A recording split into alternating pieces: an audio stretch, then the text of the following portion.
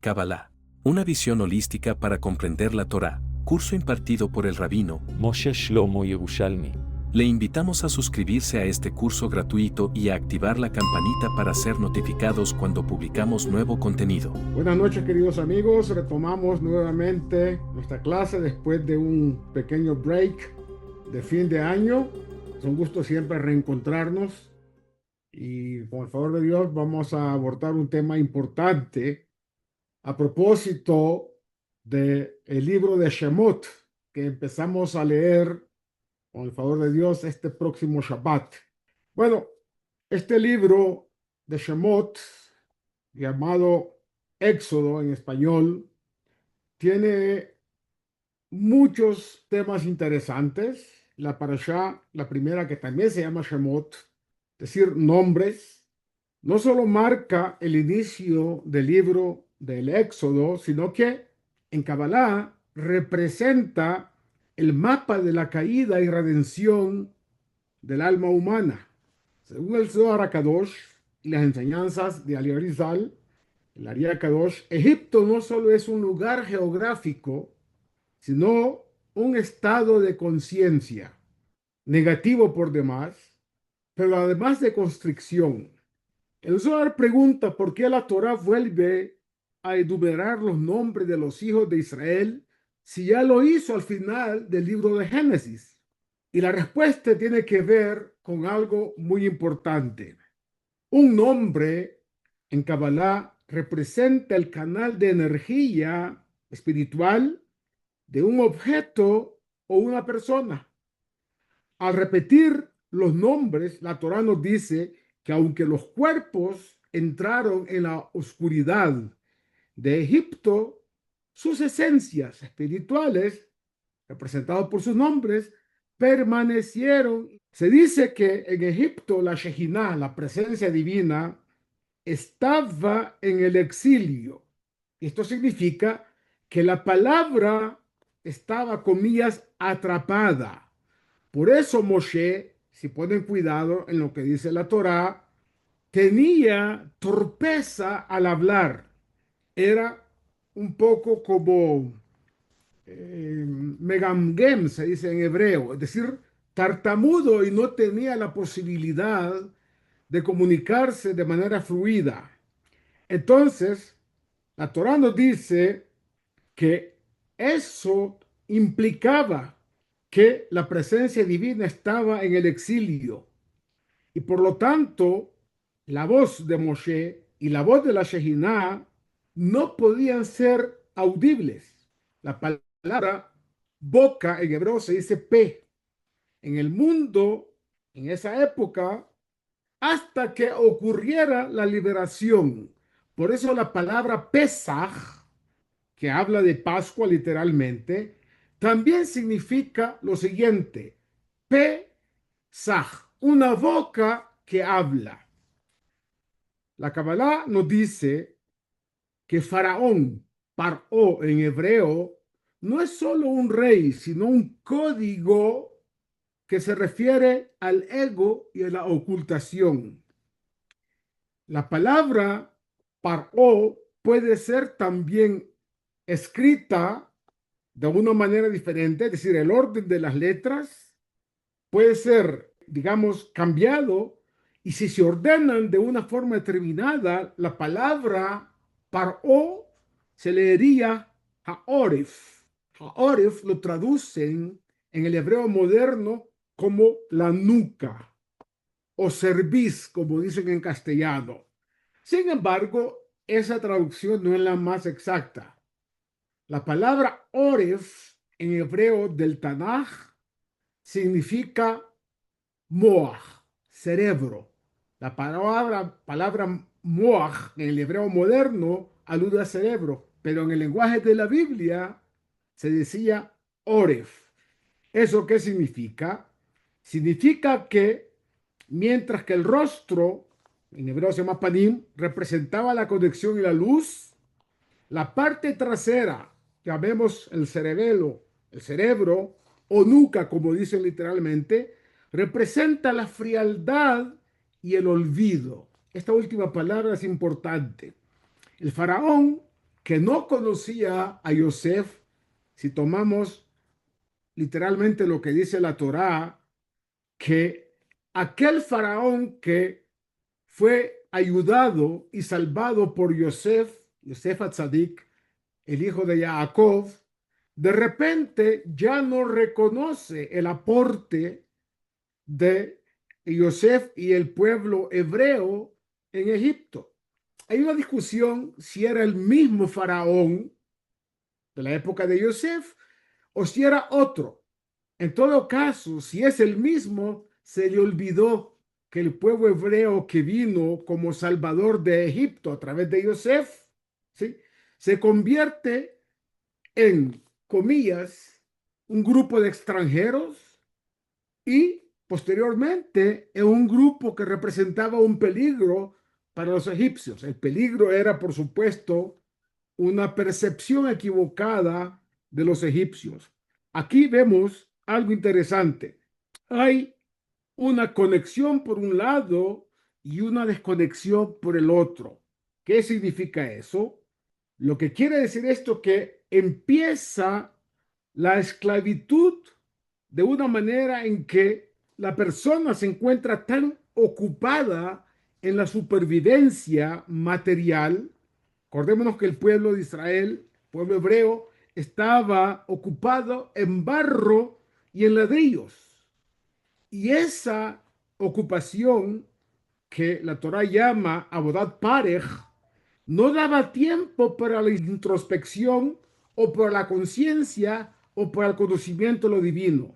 Por eso Moshe aparece representando la sefirá de Tiferet, armonía, equilibrio, es decir, con respecto a el pueblo de Israel, aunque Moshe representa en realidad para sí mismo la sefirá de Netzach. Pero en este momento habla de armonía y también la facultad del Da'at, el conocimiento superior o conciencia de lo divino. El Zohar explica que la zarza ardiente, el fuego que no consume a la zarza, es el símbolo de la resistencia del alma judía o de la chispa divina en el hombre, que aunque está en medio del sufrimiento, el fuego representa ese sufrimiento, y la negatividad, las espinas de la zarza, nunca puede ser consumida, es decir, nunca puede ser esa alma judía destruida. El nombre de Dios que aparece cuando se manifiesta Dios a Moshe es el nombre Eheye Asher Eheye. Seré el que haré. Y cuando Moshe le pregunta a Dios por su nombre, recibe esa respuesta: yo seré el que seré. Cabalísticamente nos está diciendo esto, que indica que la luz divina se manifiesta según el nivel de preparación de la persona que la percibe. La Kabbalah enseña que los israelitas habían caído en 49 niveles de impureza allá en Egipto. Si hubiesen caído al nivel 50, se habría perdido el pueblo hebreo para siempre. No podría ser rescatado porque pasó los límites de aquello que es ya la frontera entre el no retorno. Los sufrimientos en Egipto no fueron un castigo gratuito, dicen nuestros sabios de la Kabbalah, sino un proceso de refinamiento, como el oro es refinado en el crisol. Se trataba de extraer las chispas de santidad que habían quedado atrapadas en las capas de negatividad, llamadas klipot, es decir, las fuerzas oscuras de la creación, desde el momento que el mundo fue creado. Por lo tanto, Egipto, que en hebreo se llama Mitzrayim, alude a Mitzarim, limitaciones, es decir, estrechez. El río Nilo, que fue el río que Faraón utilizaba para nutrirse y nutrir a sus ídolos, significaba el sustento material para el uso de la idolatría. Moshe representaba la chispa de salvación que vive en cada alma, en cada generación, para guiar al pueblo de Israel. Los ladrillos y el barro era la densidad de los pensamientos materiales que tenía el pueblo de Israel, que no le permitían pensar en la conciencia divina. Por eso dice el Zohar HaKadosh, todo aquel que se ocupa en la Torah en este mundo no es dominado por el faraón, es decir, por las fuerzas negativas de la creación, ni por los lados negativos de esas fuerzas.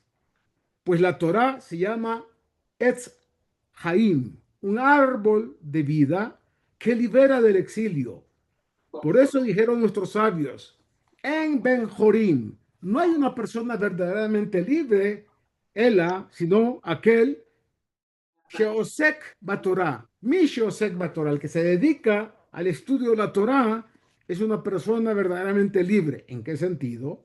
Prácticamente en todos, pero particularmente de las influencias negativas de las fuerzas oscuras de la creación. Para profundizar en este tema, vamos a recurrir ahora a las enseñanzas del Ari Kadosh, Rabbi Yitzhak Luria, y ahí vamos a entrar en un tema que es el terreno de la cosmogonía mística. El aporte del Ari Kadosh en este tema es el siguiente. El Arizal revela en su obra Sha'ar Agilgulim, la puerta de las reencarnaciones, un secreto impactante. Pongan cuidado. ¿Por qué esas almas que estaban en Egipto merecían todos esos castigos que estaban, la esclavitud, el sometimiento a unas fuerzas extrañas, absolutamente agresivas y totalmente monopolizantes del tiempo y del espacio que ocupaban esos cuerpos y esas almas allá? Miren lo que dicen nuestros sabios. Esas almas eran las almas que vivieron en la generación del diluvio, en la época del Mabul, y la generación de la Torre de Babel. ¿Por qué? Las almas que sufrieron esclavitud en Egipto eran en su mayoría las almas de la generación del diluvio, sea Dora Mabul, y de la Torre de Babel, Dora Flagá. ¿Qué necesitaban esas almas? Aquellas almas habían pecado utilizando mal el habla. Otra vez, la palabra pe y la palabra dibur. ¿Por qué? Y el pensamiento, porque ellos intentaron alcanzar metas espirituales utilizando mecanismos absolutamente no santos para llegar a lo divino o para neutralizar, como dijo Nimrod, a Dios. Entonces ocurre acá que había que hacer una rectificación. ¿Qué fue lo que hicieron aquellas almas que estuvieron en el diluvio? Bueno, sucumbieron ante las aguas, ante el barro, ante el lodo, todo aquello que fue arrastrado por las aguas del diluvio.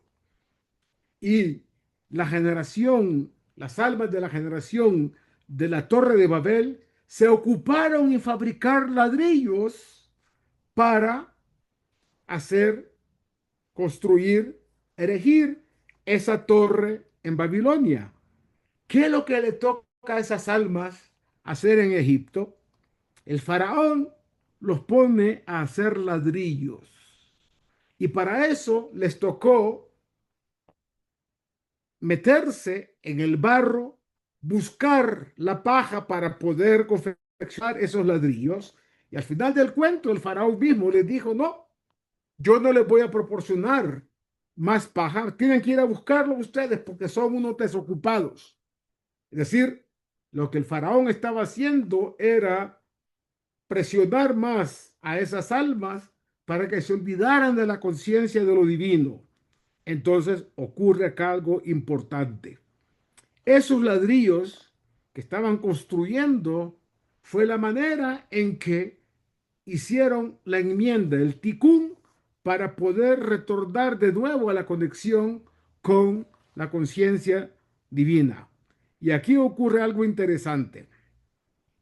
El Área Kadosh dice que el exilio de Egipto es fundamentalmente el exilio de la Sefirá de Da'at. Ya sabemos que Da'at es una cuasi Sefirá. La cuasi Sefirá es una especie no de Sefirá mismo, sino de puente que va a hacer la conexión entre Jochma, sabiduría, y Binah, entendimiento. Por lo tanto, el Da'at, que es la conciencia, el conocimiento de Dios, aparece además manejando también la conexión con las emociones. Midot se dice en hebreo. Cuando el Da'at está en el exilio, el conocimiento se fragmenta.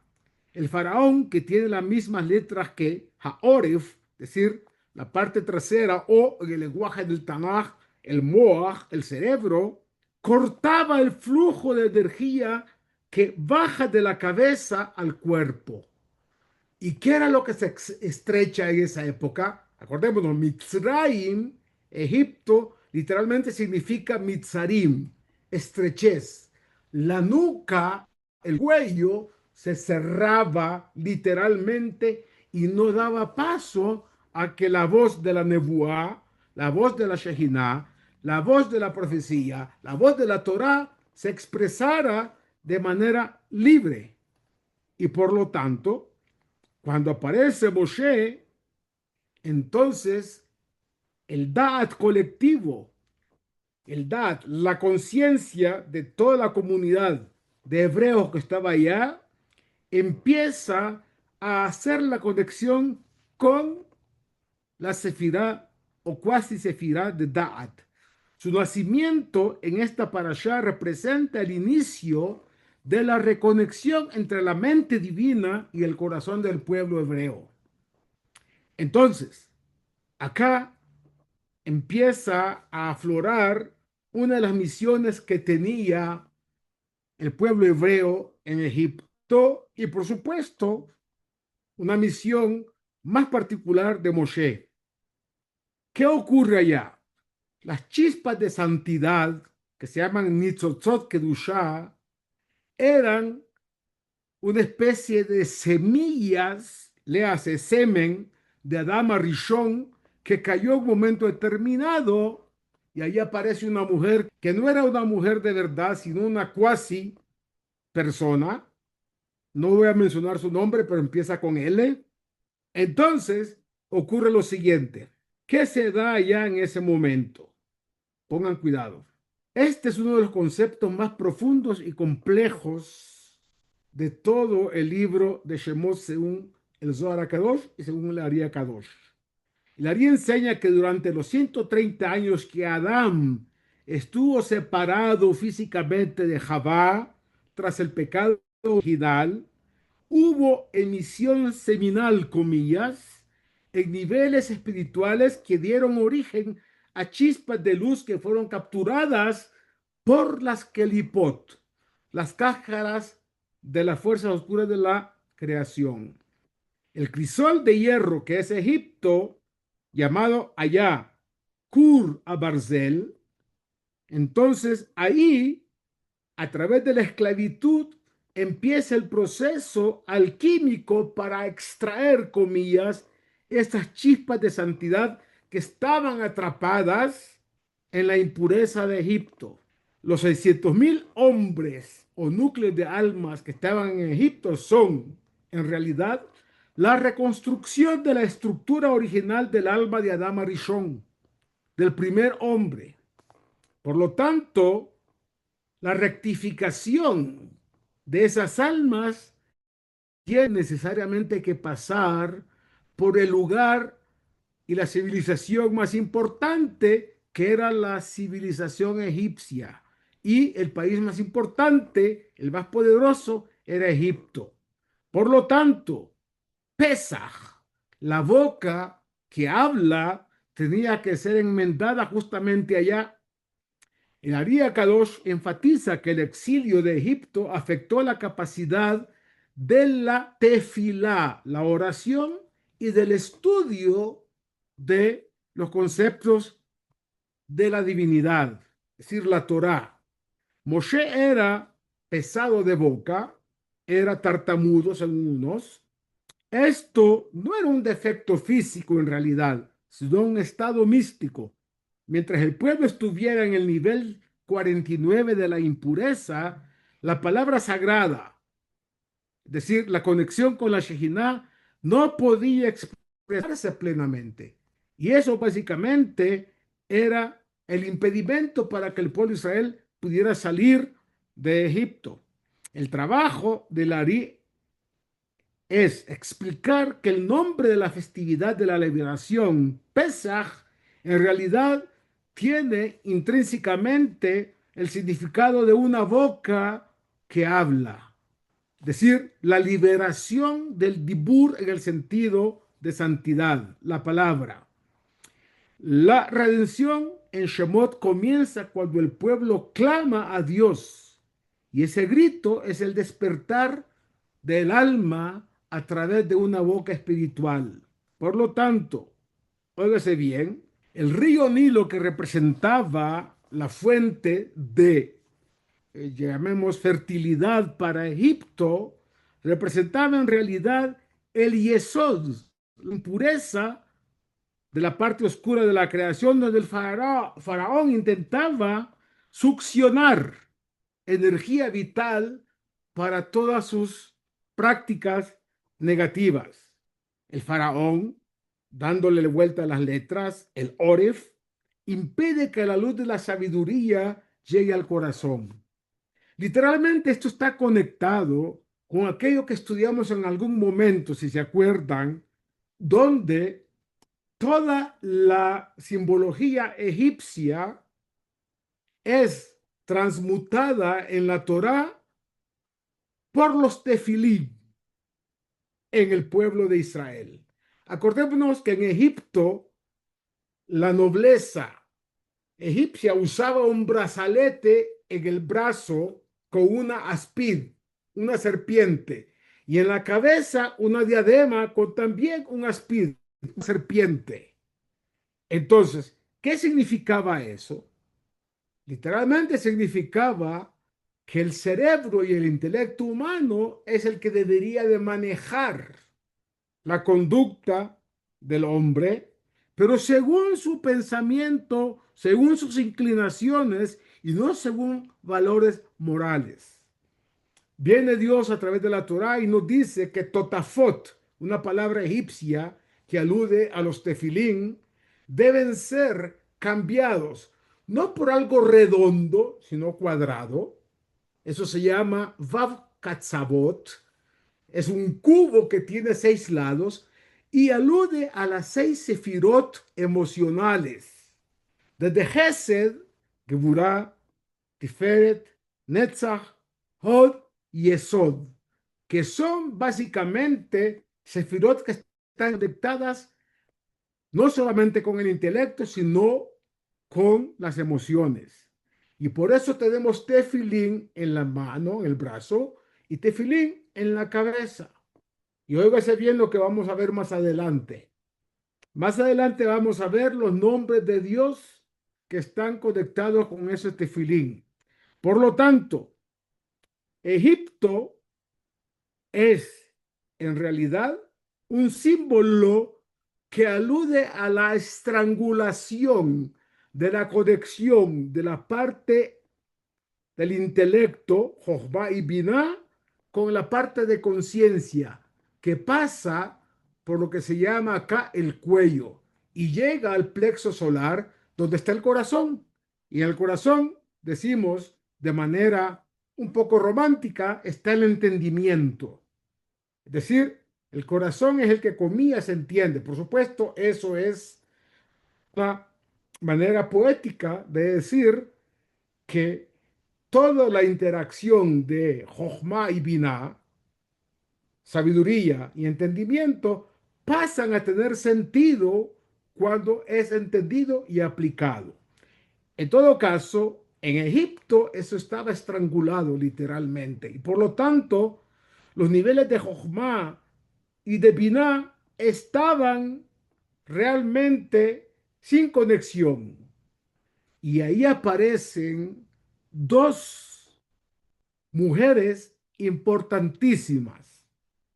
La primera, Shifra, y la segunda, Puá.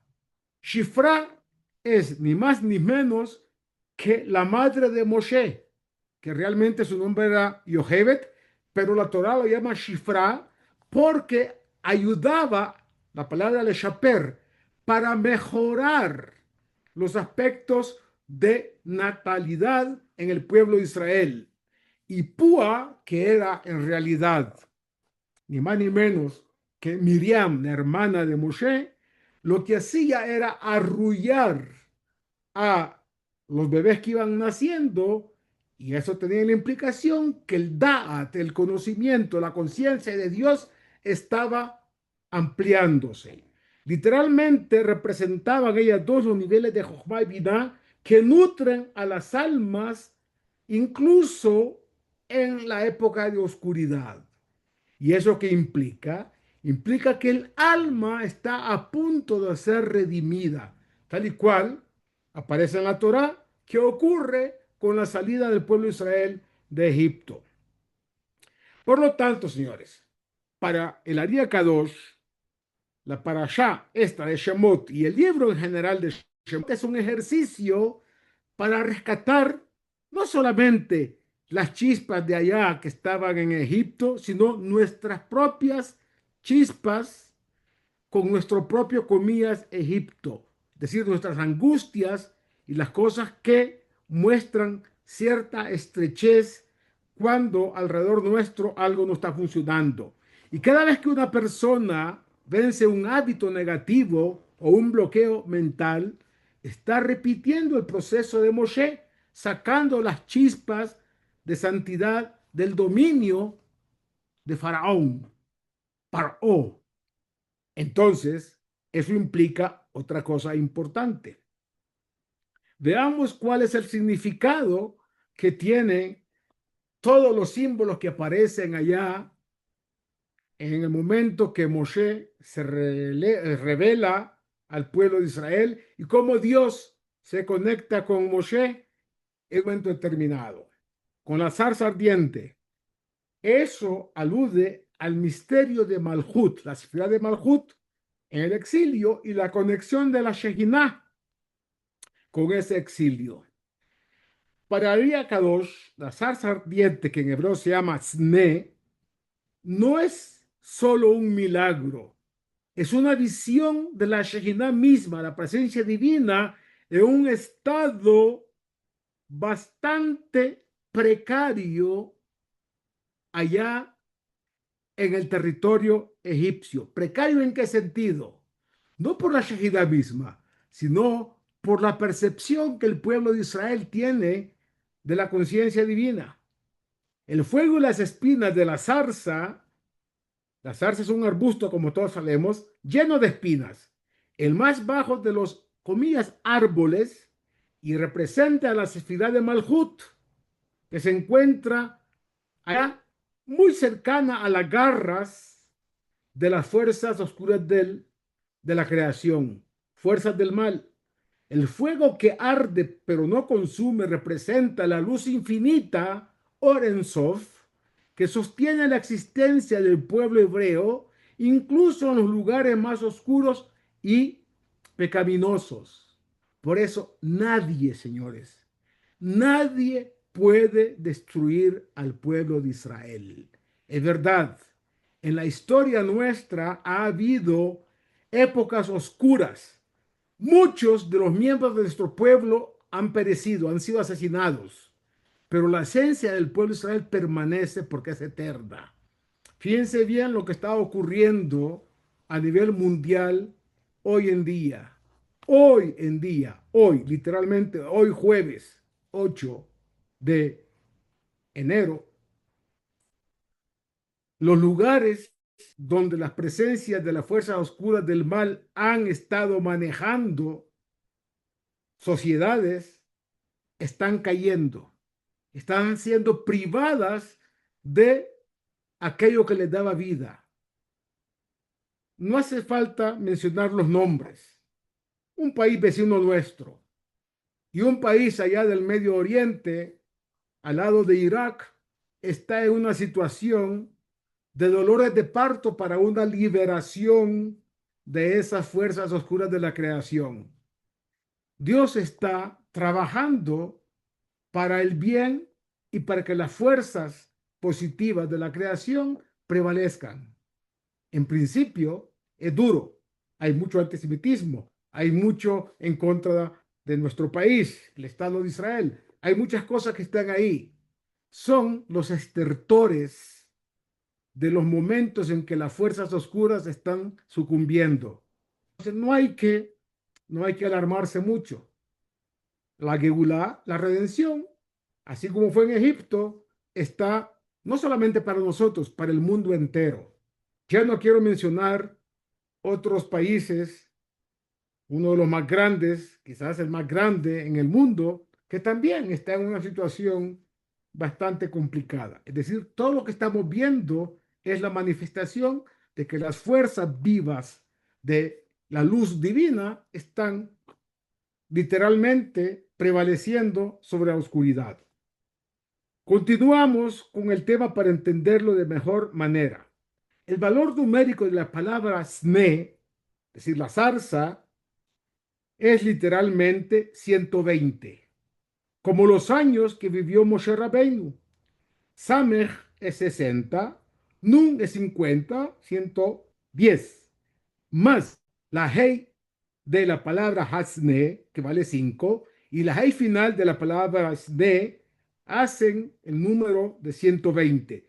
Esto alude a los 120 años de Moshe, como dije, la vida de Moshe importante, pero también a las 120 combinaciones, permutaciones del nombre de Dios Elohim. Las letras del nombre de Dios Elohim se pueden permutar entre sí 120 veces. Moshe ve cómo el juicio estricto, a través del nombre de Elohim, está siendo endulzado, es decir, cambiado para misericordia. Y eso tiene un precio. Por eso Dios le dice a Moshe, quítate el calzado de tus pies. Calzado representa la capa más externa de la parte más baja del cuerpo que alude al ego humano. Para que Moshe pudiera alcanzar el nivel de Binah, entendimiento, debía despojarse de la conexión más baja con el mundo de la acción, el mundo de Asiyah, representado en este caso por el cuero del calzado. Entonces, ahí aparece Dios con su nombre Eheye. Eheye, Asher Eheye. Dos veces el nombre Eheye. Cuando Moshe pregunta a Dios cuál es su nombre y cuál será aquel nombre que él deberá de mencionar al pueblo de Israel en Egipto, como aparece en el libro de Shemot, Éxodo, capítulo 3, versículo 14, ahí está diciendo ese versículo que empieza a funcionar lo que podríamos llamar, entre comillas, la tecnología espiritual del nombre de Dios Eheye. Por un lado, el nombre Eheye está asociado con la sefirá de Keter, pero al mismo tiempo tiene una conexión directa con Binah. Binah es el mundo superior, o llamado también en el lenguaje de los cabalistas el útero cósmico. Al revelarse con ese nombre, Dios le está diciendo a Moshe que la redención no vendrá de los niveles inferiores de la naturaleza, sino de un nivel por encima del tiempo. Acordémonos que de Malhut a Binah existen 8 facetas. 8 simboliza aquello que está por encima de lo temporal. 7, el número 7, alude a los 7 días de la semana. Ese 7 se va repitiendo cada semana. No existe 8, es decir, de domingo a Shabbat hay 7 días. Y luego aparece otra vez el número o el nombre domingo, Yom Rishon, aludiendo a la temporalidad. Pero el mundo de Binah, llamado también Olam Abba, alude a lo eterno, a lo imperecedero, donde ya no existe muerte y donde no hay absolutamente nada negativo. Entonces, ¿qué ocurre acá? Dios le está diciendo a Moshe que la redención va a venir de ese punto arriba y no de lo temporal, ni tampoco por medios temporales o humanos. El valor del nombre Eye es 21.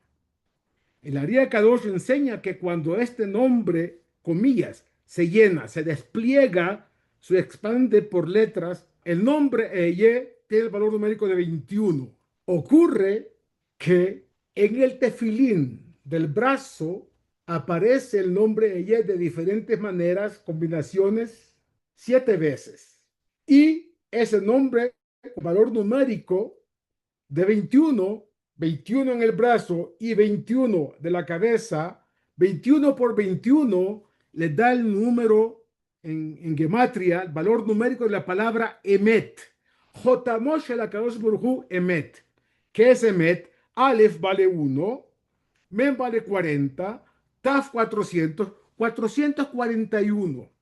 Entonces ahí estamos viendo cómo la verdad divina manifestada justamente con los tefilín que representan la antítesis de lo que eran las joyas egipcias que aludían al poder del intelecto y a la fuerza del ser humano. Dios dice, no, el verdadero guiador de la moral, de la conducta humana, es la Torá, que es la voluntad de Dios. Entonces, este nombre 21, el número numérico, el valor numérico, enseña que cuando ese nombre se llena, genera flujos de energía que rompen limitaciones, todas las limitaciones, y por supuesto las limitaciones que había en Egipto. La rectificación que ocurre es que, ni más ni menos, como explica el Ariel Kadosh, la palabra sangre, dam, en hebreo, que tiene el valor numérico de 44, y vale la pena explicar. Dam era la sangre que nutría toda la fortaleza de la idolatría en Egipto. Por eso, el primer o la primer plaga que aparece en Egipto, primer signo de la presencia y soberanía divina, es convertir el Nilo, cuando tomamos el nombre de Dios, que va 21, y lo proyectamos, trabajamos para transformar la sangre, es decir, la naturaleza animal de aquello que maneja la sangre, en conciencia divina. ¿Qué es lo que hizo Moshe en ese momento al transformar el río Nilo en sangre? Transformar la conciencia de lo que era el pensamiento egipcio. Por lo tanto, aparece acá un nombre que ya nosotros empezamos a estudiar, todavía no lo hemos terminado. El nombre de Dios de 72 letras, que es aquel que aparece en la partición del mar rojo, Kriyat Yamsuf. Ya vamos a ver de eso, pero vamos a adelantarnos, porque este nombre también aparece de manera incipiente en este momento. Aunque los 72 nombres se manifiestan físicamente en la partición del Mar Rojo, en Parashat Beshalach, más adelante, el Ari explica que su activación comienza en el momento en que Dios revela a Moshe en el libro de Shemot. Cuando Dios se revela a Moshe en esta parashá, ahí aparece funcionando de manera incipiente este nombre. Este nombre, como hemos estudiado, no son nombres que se pronuncian, no son nombres pronunciables, sino 72 secuencias de 3 letras, cada una derivadas de 3 versículos del Éxodo. El Ari enseña que estas secuencias son como códigos de ADN espiritual que Moshe utilizó para manipular las leyes de la física. Por lo tanto, según el Ari, el exilio de Egipto fue causado por la fragmentación de la luz original. Los 72 nombres funcionan como un puente, como si fuera fibra óptica, ¿no? Entre comillas, que reconecta nuestra realidad fragmentada con la fuente de luz perfecta, Or en Sof, la luz infinita de Dios. Y en esta parashá, Dios le da señales a Moshe, una de las cuales es meter su mano así en su ropa, y cuando la saca, ¿qué ocurre? Aparece la mano de Moshe leprosa, blanca como la nieve. Entonces, el Ari Kadosh dice que esto representa el equilibrio entre Gesed, misericordia, y Geburá, juicio. La lepra representa la energía que se desborda. Es una energía desbordada hacia afuera. ¿Cuándo? Cuando no hay un recipiente adecuado que la contenga. Por eso la persona que hablaba Lashon Hara, hablaba mal de otras en la época allá donde había Kedushá, el Bet Hamikdash y todo, eso desbordaba y salía, la gente se volvía comillas leprosas. No es la enfermedad de la lepra realmente, pero eran manchas en el cuerpo diciendo la energía que te debería nutrir te desborda y se vuelve negativa por la forma en que él habla. Otra vez la palabra, el dibur, la shon hará, lo que estaba cautivo en Egipto, que era la shon, Hakodesh, aquí se transforma, Hasbe Shalom, por malas conductas de la persona en algo negativo. Por lo tanto, esto se le estaba enseñando a Moshe que había que tener cuidado con guardar ese equilibrio, un equilibrio adecuado. Moshe debe aprender a controlar estas fuerzas para poder enfrentar al faraón, quien cree que puede manipular la Geburá, el juicio, para mantener al pueblo de Israel esclavizado. Para el Ari Kadosh, es importante entender que acá es el inicio de una operación quirúrgica, llamemos, con connotaciones cósmicas, donde el pueblo de Israel es el órgano vital que debe y tiene que ser purificado de la impureza de Egipto.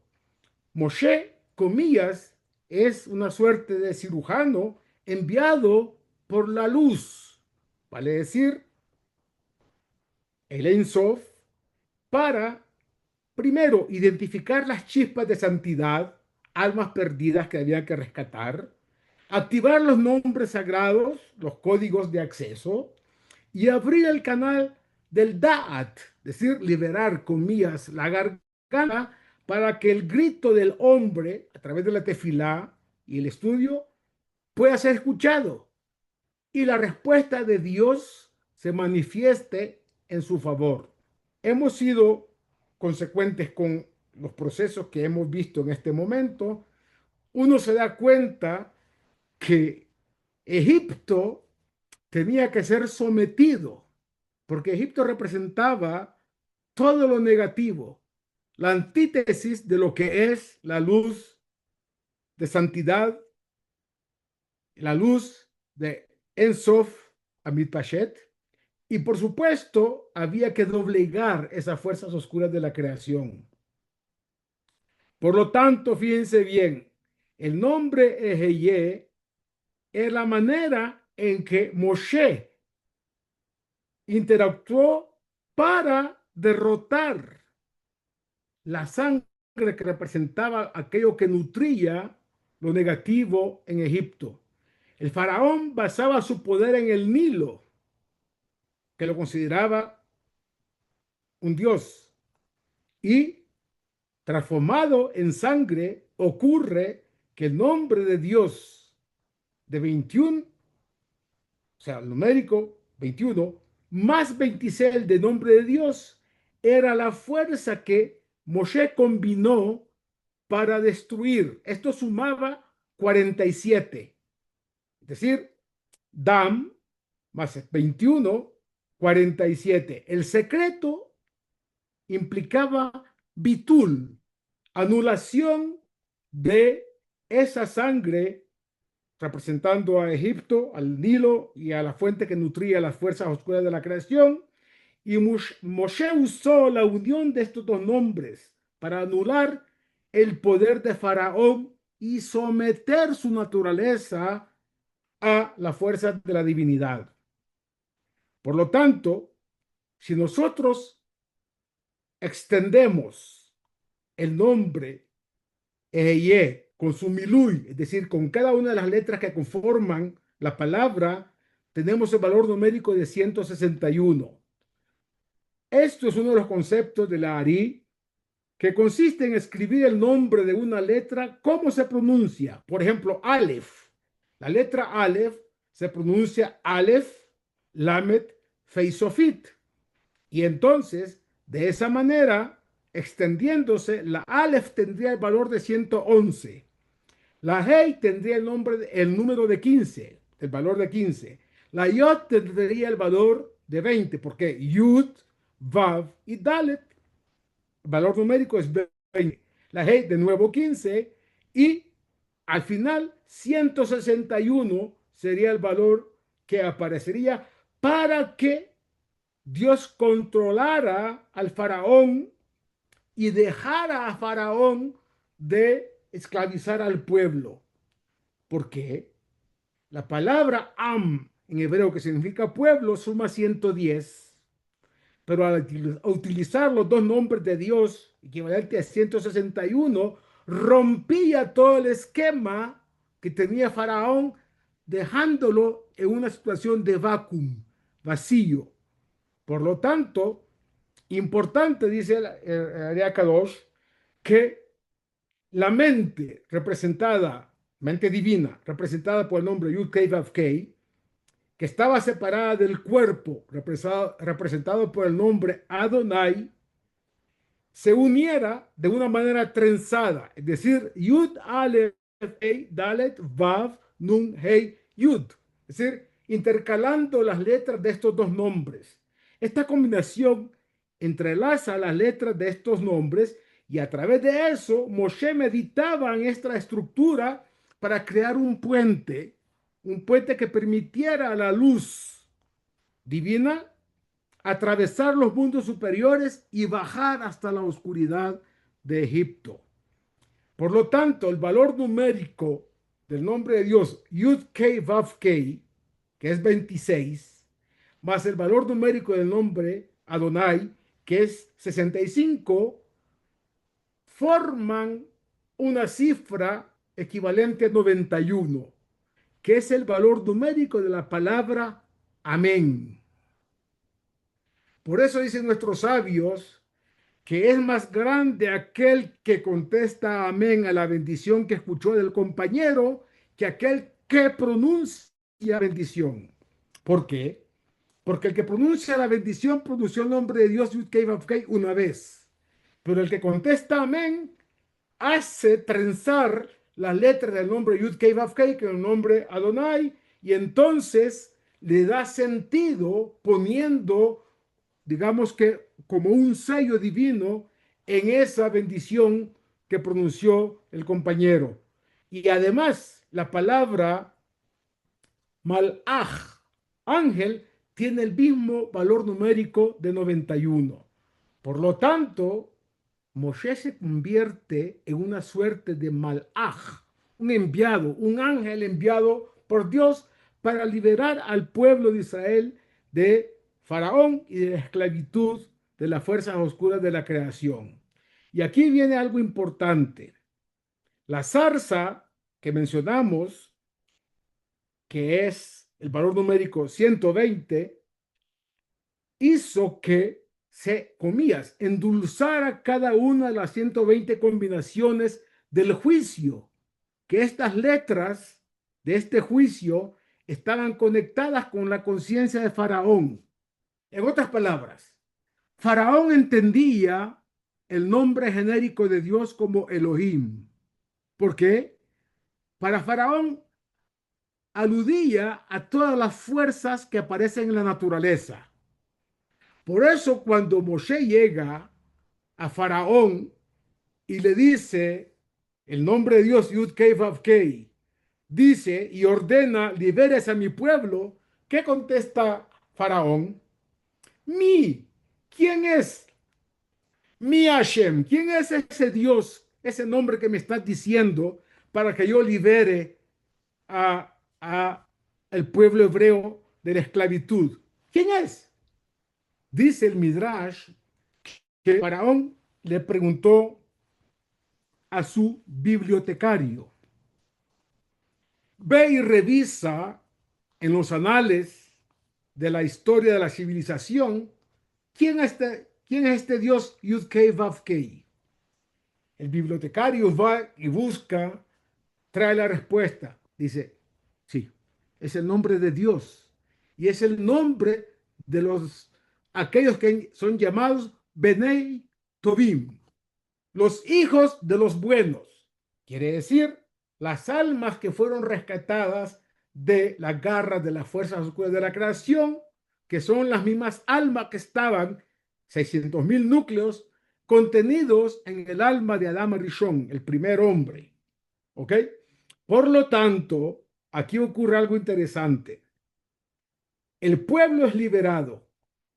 El nombre 72 letras aparece cuando se parte el mar rojo. Y ahí el Arif profundiza que estos nombres activados mediante los versículos de la Parashá, cada nombre de 3 letras, es una combinación de 3 columnas. Hesed en el lado derecho, Geburah en el lado izquierdo y Tiferet, el equilibrio, belleza que está en el plexo solar. Por eso Moshe usó específicamente el primer nombre de los 72 que lo estudiamos. Ese nombre es Vav, Hei, Vav, para conectar su alma con la fuente de la profecía. El Ari nos explica que sin esta, comillas, tecnología de letras, por decirlo de alguna forma, el cuerpo físico de Moshe no habría soportado la intensidad de la voz divina cuando le habló en la zarza ardiente.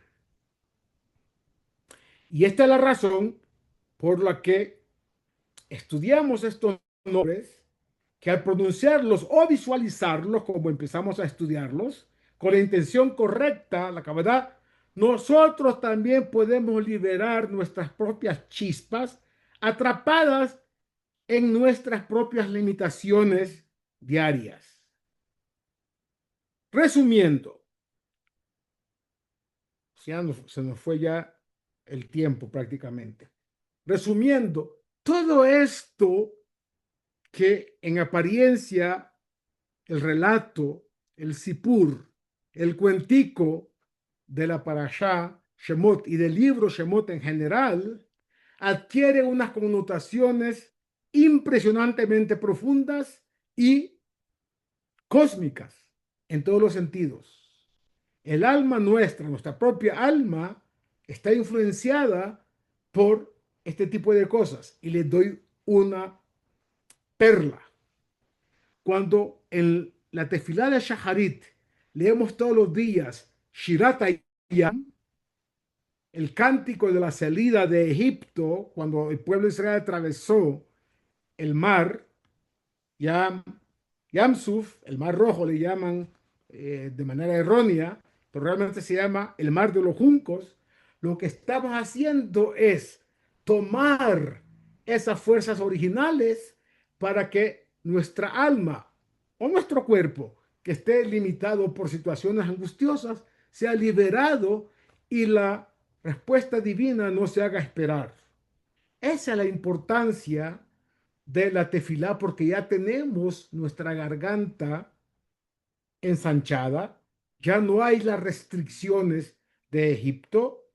Las restricciones que tenemos son nuestras propias restricciones, que no queremos hacer uso del sidur, de la tefilá, de la oración, para conectarnos con la conciencia divina, conectarnos con el Creador. Ni queremos tampoco utilizar la Torah para conectarnos con la voluntad de Dios. Ahí tenemos los mecanismos, las herramientas para liberarnos literalmente cada día de todas esas restricciones y angustias. Si hay preguntas, es el momento de formularlas y trataré de darle respuesta. Diga, Rosita. Podemos ampliar un poquito lo del Yud Aleph Hei Dalet Vav Nun Hei Yud. Me parece que esa palabra tiene su tumbao importante. Claro, lo que estamos aludiendo es el nombre Yud Kei, Vav Kei, intercalado con el nombre Adonai. Entonces, en nuestro pensamiento no se pronuncian estos nombres, sino se visualizan las letras cada vez que pronunciamos el nombre de Dios. Lo tengo, por ejemplo, aquí a mano, en mi iPhone tengo acá un Sidur muy conectado con el tema de la Kabbalah, donde cuando pronunciamos o pronuncio yo la Amidá, aparece ese nombre cada vez que hay una bendición. Les voy a dar un ejemplo. De hecho, en todas las bendiciones de la Amidá, este nombre conectado. Se lo voy a poner. Les voy a mandar la foto. Un segundito.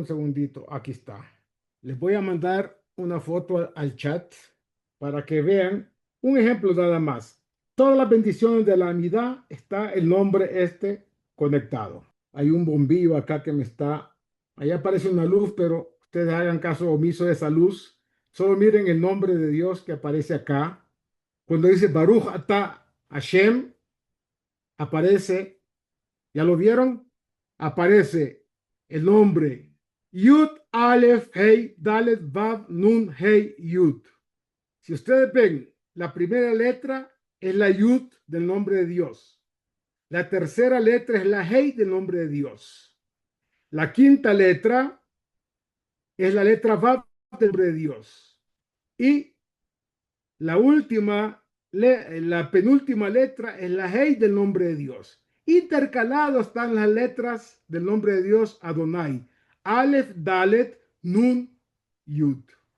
Entonces, cuando uno va a decir la bendición Baruch Ata Hashem, el nombre de Dios, uno visualiza el nombre de Dios intercalado, Yud Kei Vav Kei, con el nombre Adonai.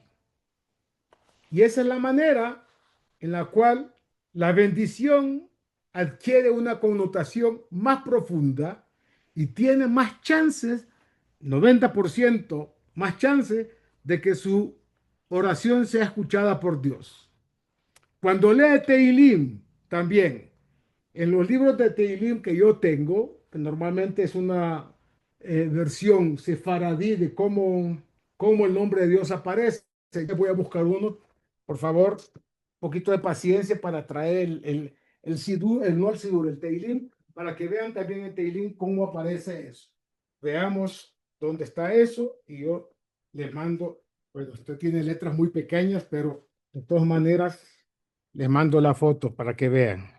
En el Salmo 145, les mando la foto para que vean. Ahí se los mandé. Pongan cuidado, donde aparece el nombre de Dios acá. Gadol Adonai, dice acá. Yud Kei Vav Kei. Abajo la palabra Adonai. Y al lado las mismas letras.